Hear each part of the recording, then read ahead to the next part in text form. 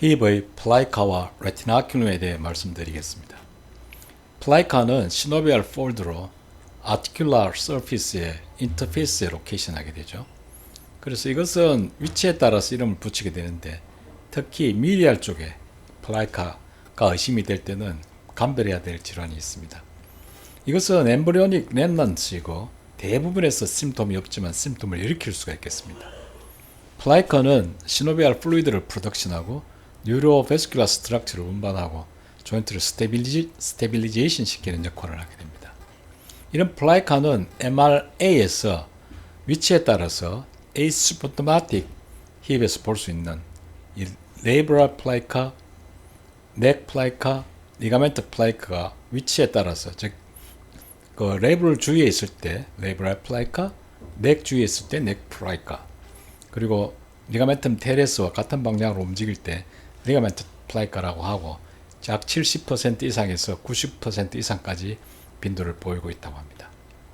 또 레티나큘럼이라는 용어를 쓰는데, 이것은 1742년 웨이트 브레이트 선생이 시노비얼 플라이카라는 이름으로 명명을 하였습니다. 근데 1856년에 헨리 선생이 이것을 레티나큘라라고 명명을 다르게 하게 됩니다. 그래서 이 레티나큘럼은 피머 넥에서 엔테리어 레티나큘럼, 그 다음 미디얼 레티나큘럼, 라테랄 레티나큘럼, 엔테리어, 미디얼, 라테랄 레티나큘럼이 있고, 특히 미디얼 레티나큘럼에서 감별해야 될 상태가 병변이 있는 것이죠. 이런 레티나큘러 폴드는 웨이트 브레이트 레티나큘라라고 하기도 하고, 이것은 시노비얼 폴드가 아티큘러 캡슐에서 이렇게 롱기튜드널하게 가면서 이 피머 넥 쪽으로 가서 이 아트리를 운반해서 여기에서 피머 헤드를 스플라이하는 중요한 구조물이죠.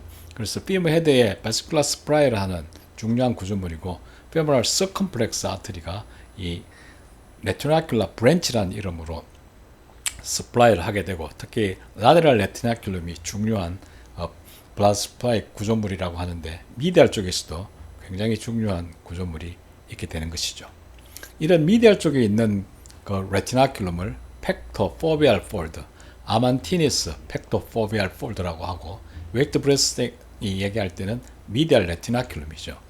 이 팩토 포비알 폴드는 그 웨이트 브레이트생이 플라이카로 명명을 했지만, 이 플라이카와 다르게 팩토 포비알 폴드는 심톰을 일으키지 않습니다. 그래서 이 팩토 포비알 폴드는 플라이카와 감별을 해야 되는데, 이것은 로케이션이 가장 중요하게 되겠습니다.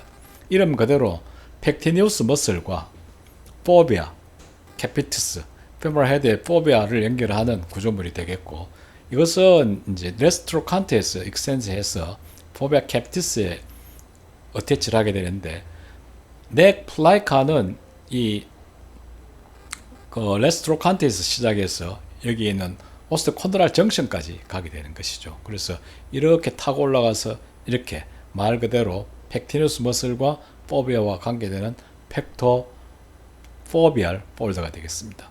레지닉 쌤의 그림에서 보시면은 여기에 미디얼 레티나큘럼 오브 브레이트, 웨이트 브레이트, 즉 아만티니스 팩토 포비알 폴드고, 여기는 베스큘러 스트럭처가 지나가고, 여기에 보시면 아트리가 스플라이하는 아트리를 볼 수 있다고 합니다. 엔테리어 시노비알 폴드, 엔테리어 레티나큘럼인데 여기는 에이베스큘러로 잘 알려져 있죠. 그래서 팩토 포비알 폴드, 아만티니스 팩토 포비알 폴드, 미디얼 레티나큘러 오브 웨이트 브레이트, 그 다음에 시노비알 플라이카, 이런 말이 혼돈스러워서 잠깐 찾아봤습니다. 그래서 웨이트 브레이트생이 이야기할 때는 시노비알 플라이카로 이야기를 했죠. 이것은 시노비알 폴드이면서 레스트로칸트에서 오스트 카틸리지너스 정션 쪽으로 가서 이것이 포비아 캐피티스 쪽에 같이 가는 구조물로 이렇게 연결되는 구조물이 되겠습니다. 그래서 웨이트 브레이트생은 이것을 플라이카라고 했고, 아만티니 선생이 아만티니스 팩토 포비알 폴드라고 명명을 하고, 헨리 선생이 이것을 레티나큘럼으로 다시 명명을 하고, 최근까지 어네토미 저널에 많은 연구와 보고가 되고 있습니다.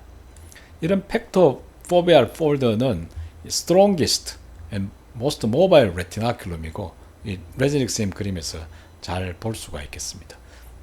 이것은 레티나큘러 아트리와 특히 미디얼 페모럴 서컴플렉스 아트리 브랜치를 운반하는데 이 미디얼 페모럴 서컴플렉스 아트리가 피머 헤드의 오스 네크로시스에 아주 중요한 역할을 하는 아트리죠. MRA나 아트로스코피에서 대부분 볼 수가 있고 이것은 appearance나 attachment가 variable 합니다. 그래서 insertion 사이트가 75% 4분의 3에서는 조인트 캡슐에 인설션하고 약 25%에서는 이 본에 피머에 어태치를 한다고 합니다. 컨투어는 스무드와 irregularity가 반반 정도 되어서 irregular appearing fold라고 해서 abnormal이나 pathologic으로 판독하지 말라고 주의를 주고 있습니다. 이런 시노비움과 플라이카에 대해서 정리를 해보았는데 제 나름대로 정리를 해보았습니다. 이 시노비움과 플라이카가 시노비얼 폴드가 플라이카가 되는 것이죠. 근데 우리가 아주 익숙한 니에서 시노비얼 폴드, 시노비얼 플라이카는 니 조인트 안에 있는 것이고 레티나큘럼은 미디얼 레티나큘럼, 라테랄 레티나큘럼은 리가멘터스 스트럭처로 조인트를 안정시켜주는 구조물이죠. 그래서 이것은 히메스 레티나큘럼이라고 할 때는 이런 구조물이 아니고 시노비얼 폴드라고 생각하시면 되겠습니다. 그래서 플라이카와 레티나큘럼으로 구분하고 플라이카는 넥 플라이카, 리가멘탈 플라이카, 레브럴 플라이카 그리고 레티나큘럼은 미디얼, 엔테리어, 라테랄 이렇게 구분하는 것이 구분해야 되지 않을까 생각을 해봅니다. 플라이카에 대해서 알아보면은 레브럴 플라이카는 이것이 그 레이브룸과 그 다음에 캡슐 사이를 있는 low signal intensity linear structure로 보이는 것이고 리가멘탈 플라이카는 이것은 아스타블룸 포비아에서 그 리가멘트 테레스 베이스 쪽으로 가는 즉 이렇게 같이 움직이는 그 리가멘테스와 패러럴하게 움직이면서 대부분의 MRA에서 찾을 수 있다고 합니다.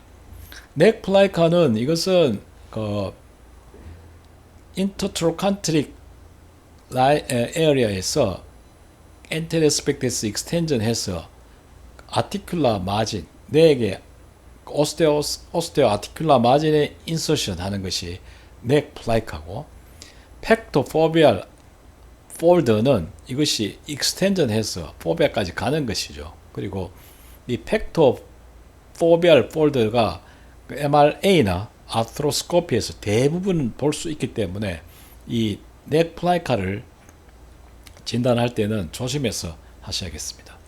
심토마틱 플라이카가 리포트 되어 있는데요. 2010년에 이것이 미디얼 넥 플라이카 여기도 미디얼 넥 플라이카가 있고 죄송합니다. 미디얼 넥 플라이카가 있고 여기에 그 네이브럴 아닙니다. 그 리가멘토스 플라이카가 있다고 기술을 하고 있는데 이 환자들이 힙 페인과 그 다음에 파핑을 주소로 검사를 하였다고 합니다.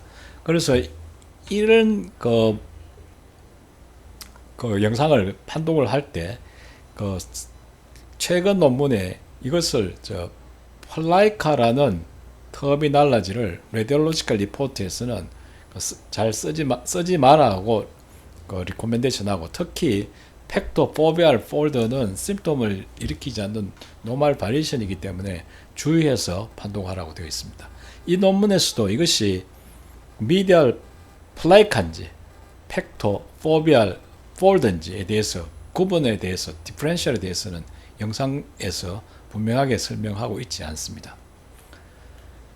힙 레티나큘럼 오브 웨이트 브레어트는 넥 플라이카죠. 피버 4개 있는 시노비알 폴더죠. 그래서 트로칸트릭 에리아에서 시작해서 이쪽으로 가서 아티큘러 서페이스의 에지에 갖다 붙게 되는데 엔테리어 레티나큘럼은 이게 variable presentation으로 60%에서는 absent 하다고 합니다. 3시 방향에서 볼 수 있는 것이고요. 미디얼 레티나큘럼은 지금까지 공부를 했고 라테랄 레티나큘럼은 여기에 그 미디얼 그레이트로칸트 베이스에서 아티큘러 서페이스 쪽으로 가는 그 레티나큘럼이 되겠습니다. 그래서 그 플라이카와 레티나큘럼에 대해서 살펴보았고 다음에는 피머 캡슐에 대해 말씀을 드리겠습니다.